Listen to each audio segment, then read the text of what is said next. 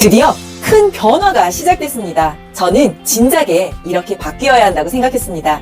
반갑습니다. 저는 현직 16년차 초등교사이자 EBS 교육방송 교재지필진으로 활동하고 있는 피어나라 꽃쌤의 피어나쌤입니다. 3월 말 실시하는 학부모 상담주간 관심 많으시죠? 올해 이 학부모 상담주간이 확 바뀌었습니다. 혹시 이런 안내장 받으시지 않으셨나요? 오늘은 이렇게 바뀌고 있는 학부모 상담에 대해 알아보도록 할게요.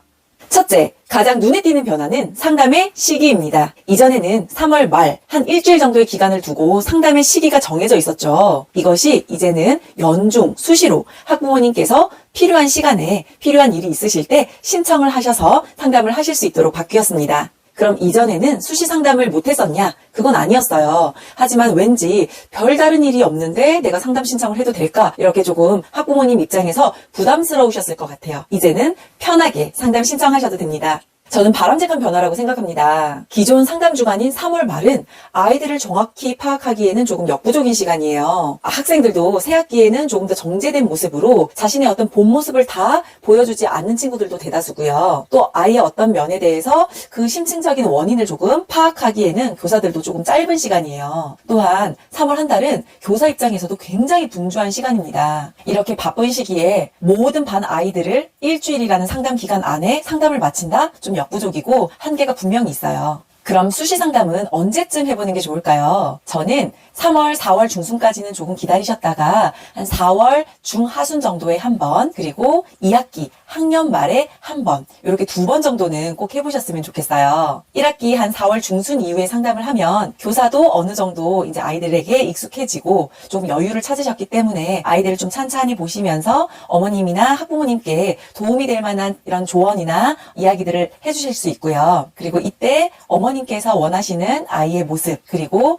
선생님과 이야기를 통해서 1년 동안 아이를 어떻게 성장시킬지 그 계획을 그 시간에 세워주시면 됩니다. 그리고 2학기 학년 말이 되면 그간 어떤 변화가 있었는지, 기존에 세웠던 이 아이에 대한 성장 목표가 어느 정도 실현이 되었고 또 어떤 발전이 있었는지 의미 있는 이야기 나누실 수 있으실 거예요. 두 번째, 또 눈에 띄는 변화가 있습니다. 상담 전 이런 자료를 제출해야 하는 학교도 있을 거예요. 문항을 한번 살펴볼까요?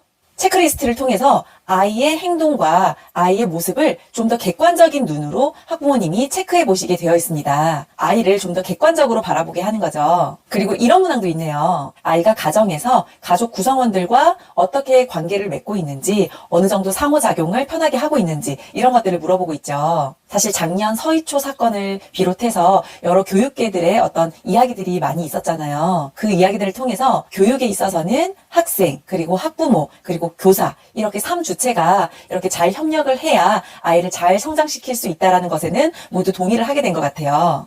상담에 오실 때 우리 담임선생님이 이번에 어떤 이야기 해주시려나 이렇게 이야기를 들으려고만 하시기보다는 오기 전에 우리 아이는 객관적으로 조금 어떤지 한번 돌이켜보고 의미 있는 상담이 되는 게 훨씬 더 바람직하다고 생각합니다. 오늘은 수시 상담 체계로 변하고 있는 학부모 상담에 대해 이야기해봤습니다. 교육의 3주체는 학생, 그리고 학부모, 그리고 교사, 이 3주체가 똘똘 뭉칠 때 그 교육의 효과는 배가 되겠죠.